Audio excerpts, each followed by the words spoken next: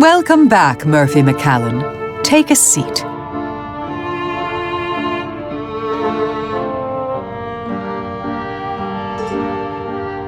I've brought you the tea leaves.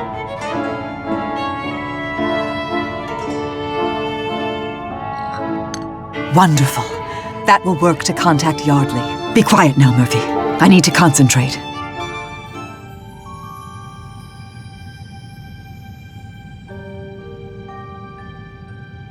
Yardley Belmore, heed our plea. Where was your life stolen from thee?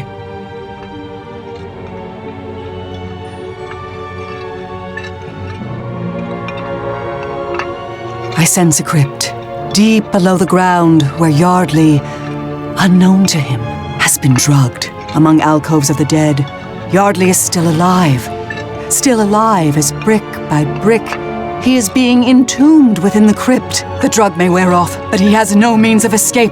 Trapped! Look at the painting!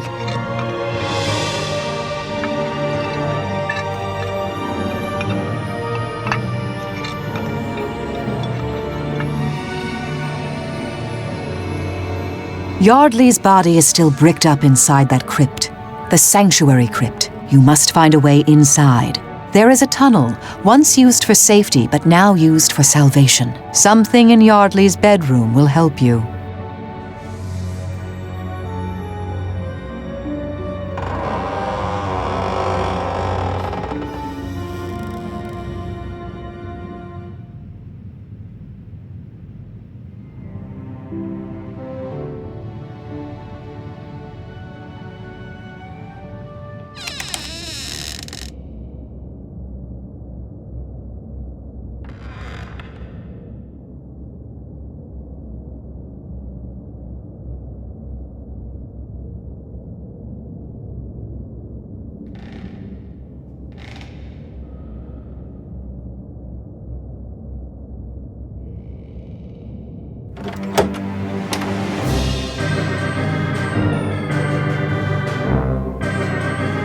Looking good, Murphy.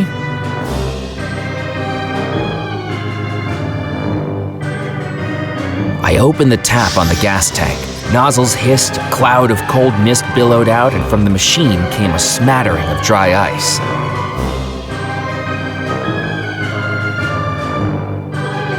The machine looked ready to operate. All it needed was a blast from the tanks.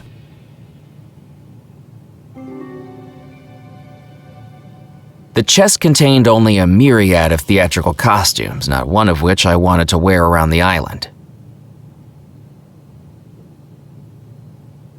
I had more urgent things to do than cozy up with a book.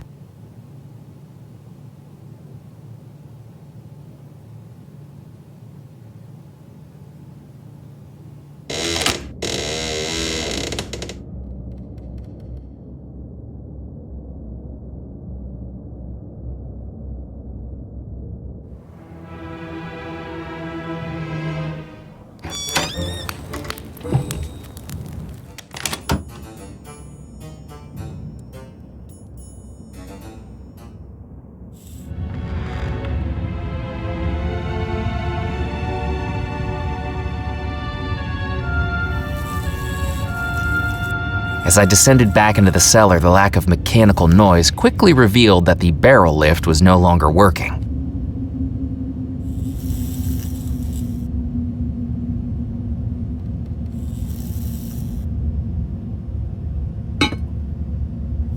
I took the chamber pot back off the machine.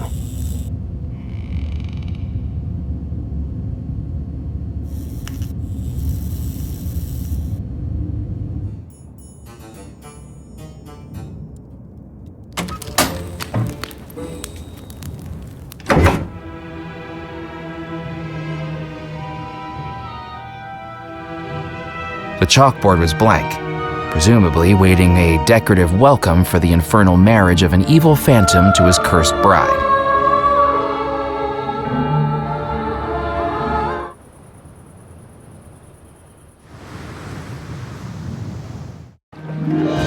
Life continued on in Dead Nettle, its citizens oblivious to the supernatural struggle happening on the far side of the island. Even with their predilection for local legend, I doubted they'd believe me if I told them.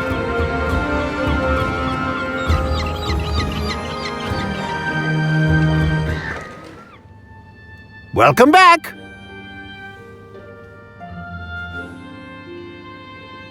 Would you be able to polish my brooch again? Goodness me, what have you been doing with it? Oh, just the usual wear and tear. I don't know how anyone does this much tearing while wearing, but hand it over and we'll shine her up.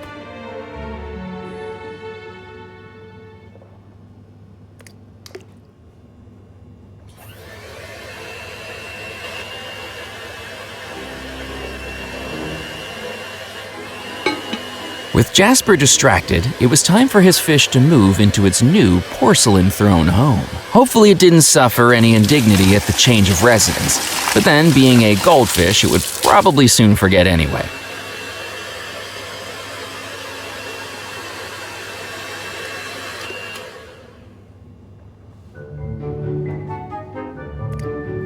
Here you go. I've wrapped it in a little tissue paper this time so it doesn't get dirty again. Thank you. But really, sir, this many polishings in one night might be approaching my limit. I certainly understand the appeal of a good flash, but I don't know how many more times tonight I can cope with this.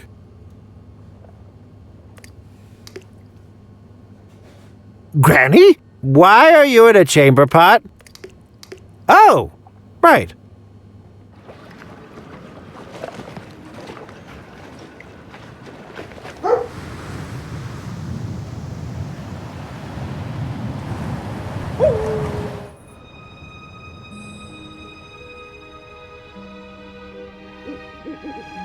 It was strange to think that I'd been supernaturally trapped within the house, and that despite that, I felt compelled to go back in.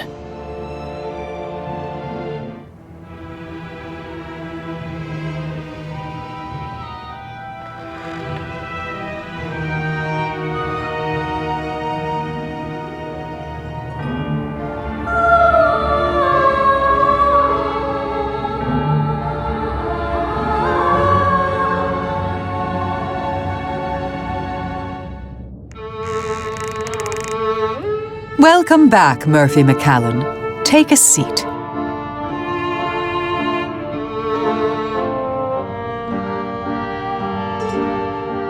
Will this work as a crystal ball?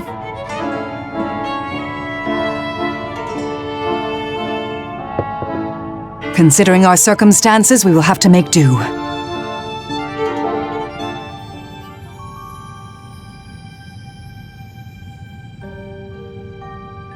Xavier Belmore, hear our cry! Where does your mortal body lie?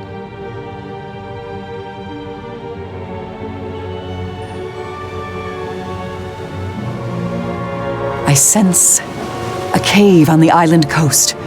Waves thrashing, wind howling, and two figures exploring its darkest depths. Xavier and Rackham. Rackham has lured Xavier here, promising an unparalleled expedition to the bold adventurer. But it's a trap. I sense Rackham fleeing the cave, leaving Xavier as the water rises and rises and rises. Look at the painting.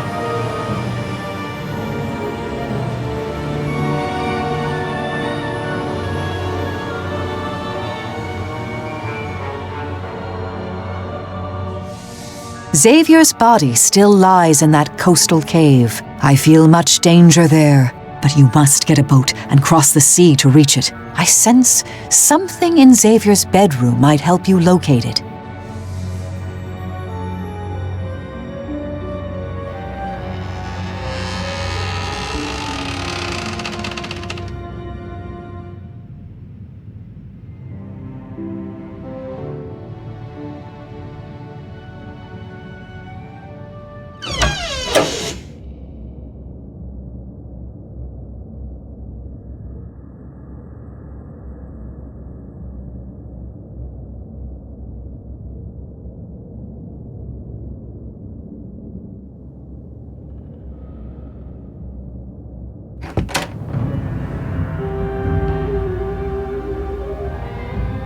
Weapons weren't my style, Besides, most of them were secured to the wall.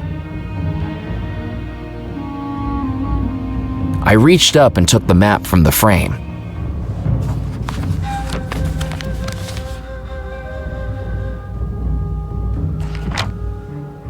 As best as I could tell, this was a genuine pirate treasure map.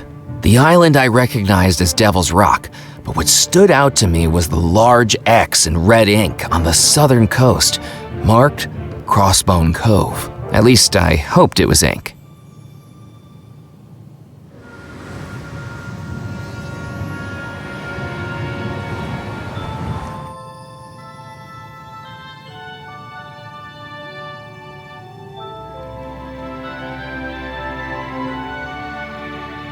The latch on the trunk was broken. I would have to do without whatever was inside. I stared at the glassy black eyes of the bear rug. It didn't stare back. That was a relief.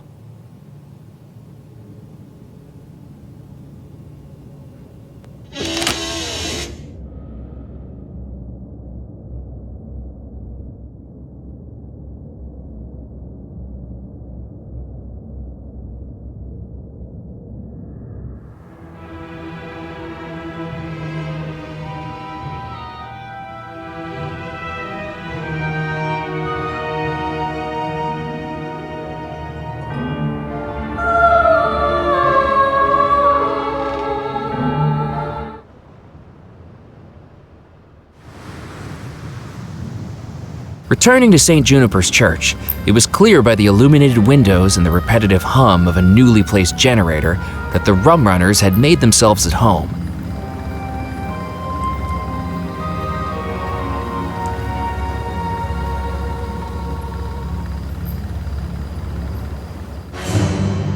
Musket! Did you hear that? Will you stop twitching, Morris? You're making me nervous. Sorry, boss. I just don't know if we should be doing this. Doing what? Using a church for morally dubious activities. Theology lays out pathways and guidelines to keep us on the moral road to righteousness. Did one of those barrels hit you on the head, Morris? Quit your belly aching. What's the worst that could happen? I'm getting the spooks, boss. This church has a lot of dead people. What if they don't like us being in here? Is that what you're worried about? Ghosts ain't real. Now hush up about it. I don't know, boss. The scientific consensus on paranormal activity still seems to be inconclusive. I read a book about it last week, and it's really giving me the heebie-jeebies. What have I told you about reading? It's no good for you. It gives you delusions of grandeur and indigestion. Sorry, boss. Just for the sake of argument, this book you was reading. What did it say about ghosts? It said that there are 3 signs for detecting paranormal activity. What's the first sign? First, the temperature drops as the ghost's presence descends upon the locality. Well then, until we start getting the chills, there ain't nothing to worry about.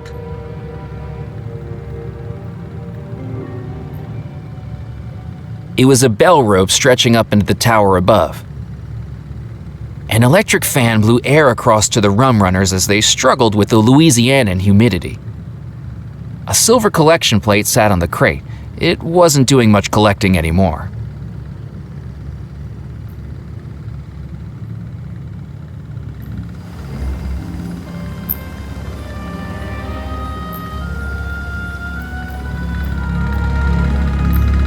Without a second fuse installed, the dial refused to turn.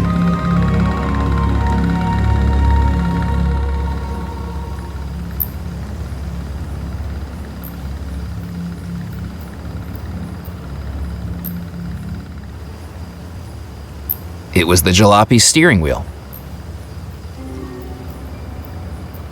A single bolt held the car's horn on. The car's horn was attached to the side of the jalopy. The stitching was too tight to undo with my hands, but pressing into it, I could feel the seat's springs right below the worn material.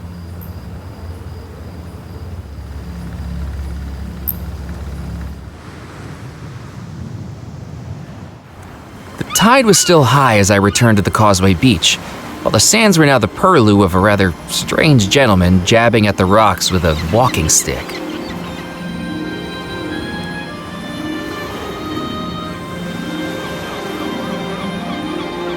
I picked up the vacuum flask from the portable table. I glanced at the book's cover and was more than surprised to read the title, Dunstan the Dinosaur, above a drawing of a bulbous yellow triceratops walking on 2 legs and wearing a bowler hat.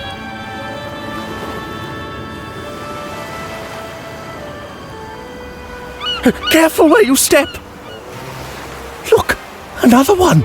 Another what? A pebble! Don't step on them. There are pebbles all over this beach. There's not many places I can stand that don't have them. But they could be important.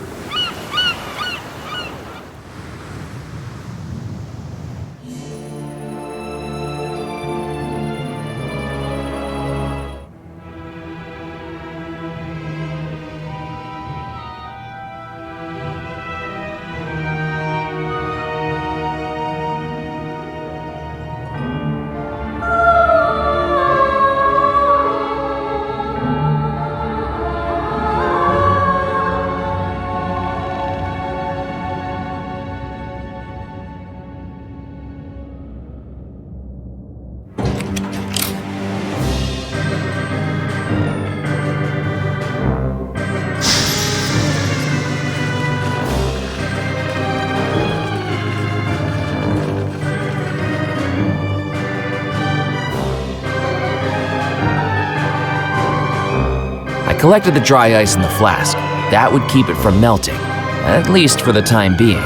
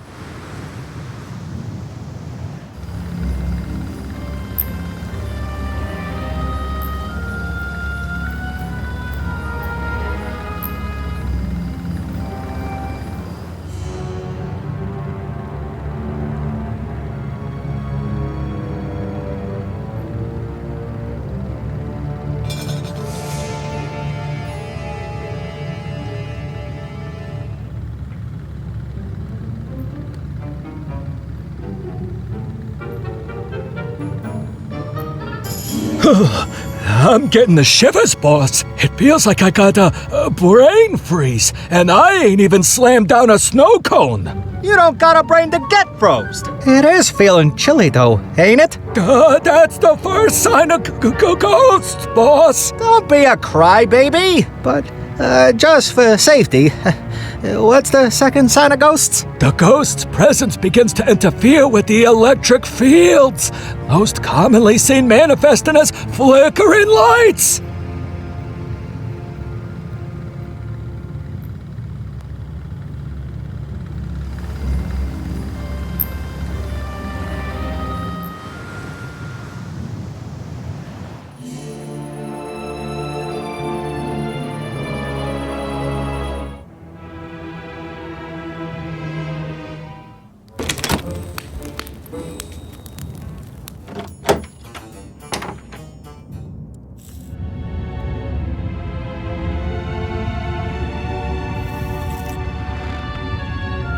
Looking at the fuse box, it was clear to see why the barrel lift no longer moved.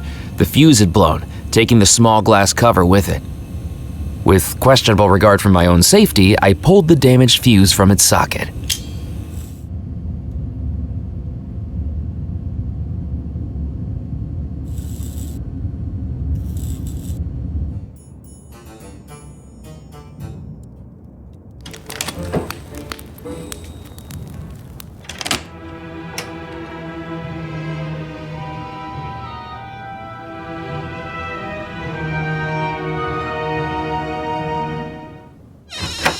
Walking back into the ballroom, the throng of wedding guests had dispersed to their guest rooms, replaced by chairs and tables neatly set out on the dance floor. Preparations for the wedding were gathering speed like a boulder rolling down a mountainside, and I felt like I was smack in the middle of its path.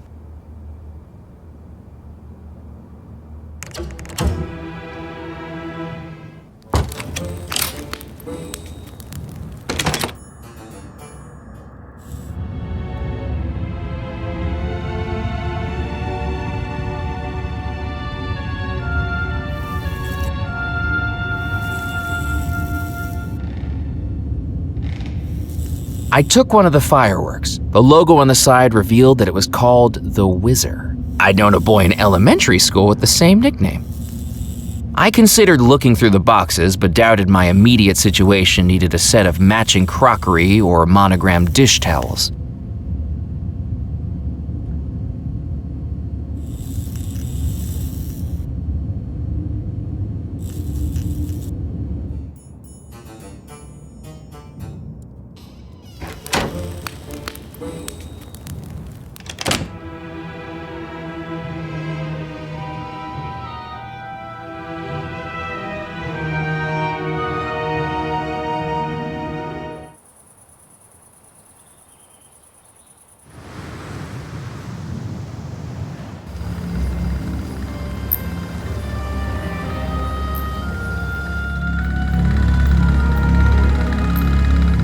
If flickering lights were what would scare the rum runners, it was time to do some rewiring. I turned the dial to redirect the electricity through the faulty fuse. Boss! Boss! The lights are flickering! That's gotta be a coincidence. Or a sign of ghosts! What did you say the third sign of paranormal activity was, Morris? The tolling of a bell! If the tolling of a bell was the third sign of ghostly activity, it was time to ring in the witching hour. The bell! A chill in the air. Flickering lights. The tolling of the bell. Do you think it's... Ghost! Run for your life!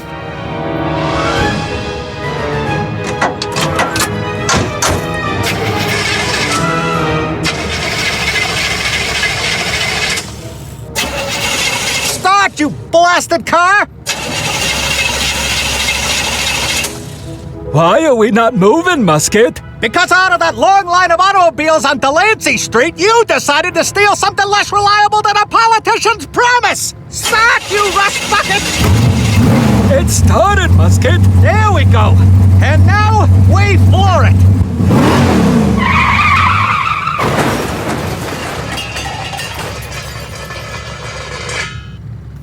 We crashed, Musket. I can see that we crashed, Morris. Well, there's only one thing we can do. What's that, boss? Run for our lives!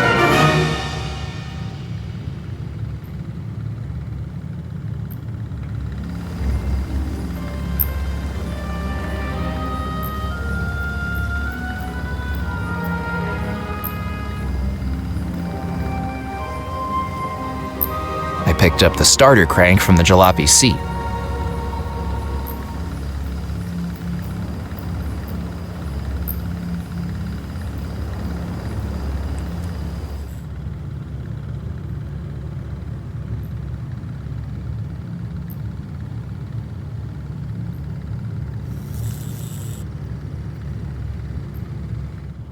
The window is even more beautiful in person, adorning the altar below it like a crown. And that's when I noticed something. Below the window was a cross-shaped indentation in the wood that made me think something was missing. Taking the book, I realized it was an old Bible with a thicker layer of dust than a nudist's summer wardrobe. I pressed the indentation, but nothing happened. It seemed like it was meant for something specific. At the back of my mind, I had the notion I'd seen a crucifix of the same shape somewhere before.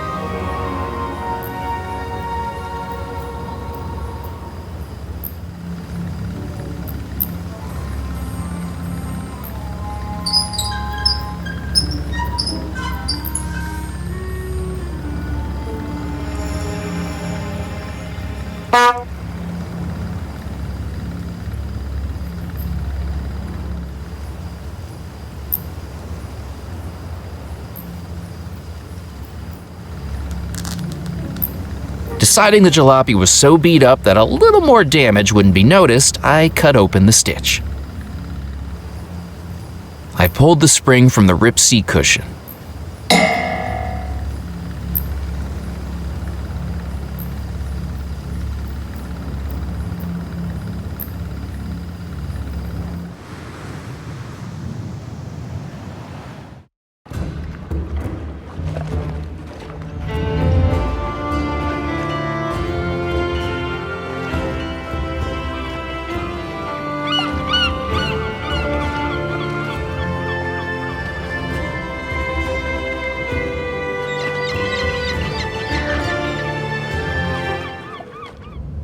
What a piece of junk! So much as a nudge and the whole thing locks up.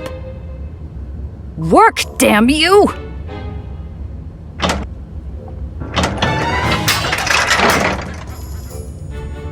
That almost hit me. Almost isn't good enough. A few inches over and we could have had a lovely headline about a gory workplace accident. Are you serious?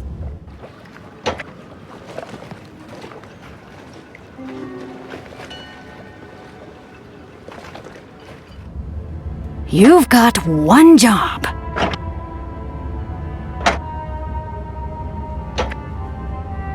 Maybe this will help?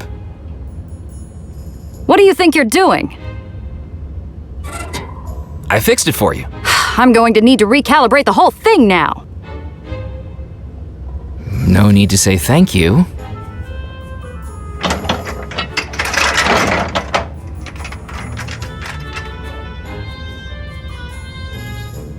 You're lucky. There's something fishy about you, Murphy McCallan. I can smell a story on a person like rotten eggs in an egg salad. And currently it's the 4th of July summer picnic and someone forgot to put the bowl in the refrigerator last night.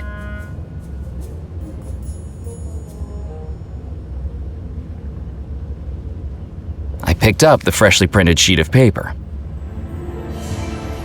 It was a typesetter's calibration sheet.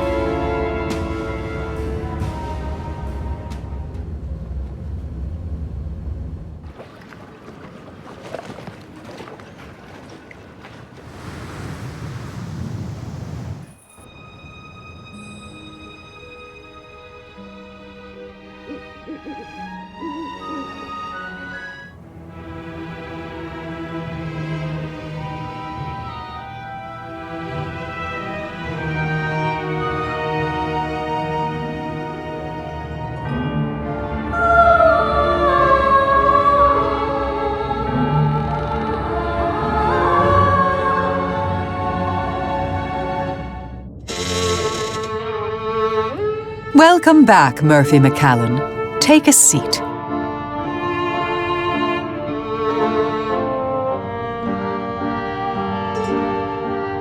I found something that could be used as a spirit board.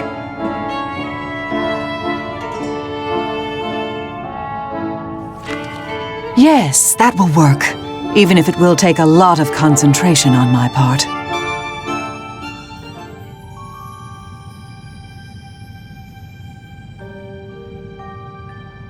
Cecil Belmore, we now implore, where do you rest forevermore?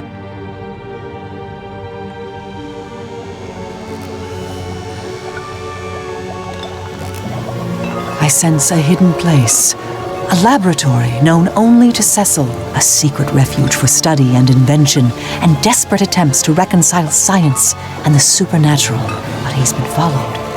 Unknown to Cecil, someone lies in wait in the darkness and is about to look at the painting.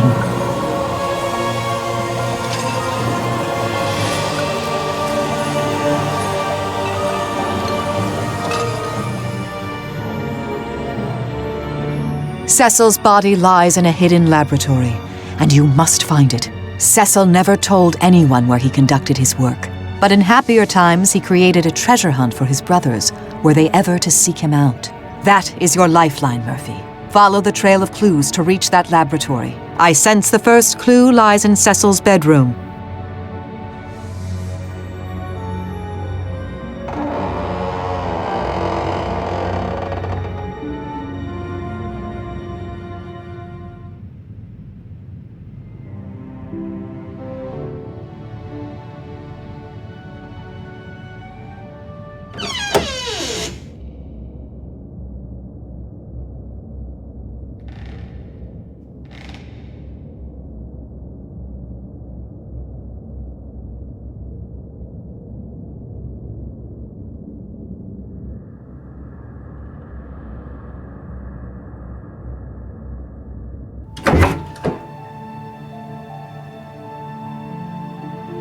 I'd already carried a shrunken head around earlier that night. I didn't want to start a trend by lugging around other unnerving abominations. And I especially didn't want this one talking to me.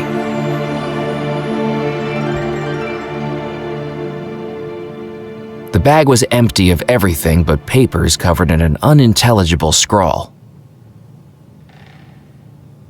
The books covered all manner of scientific subjects: magnetism, thermodynamics, chemistry, and much more, none of which I had the time or understanding to read. I searched through the pockets of the lab coat.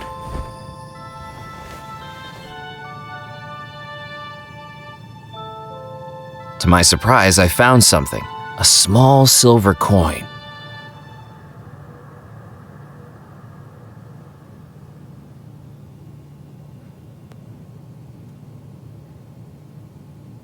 The apparatus looked like the handiwork of a mad scientist. I thought it was best not to mess with it. Who knew what sort of reaction I might set off?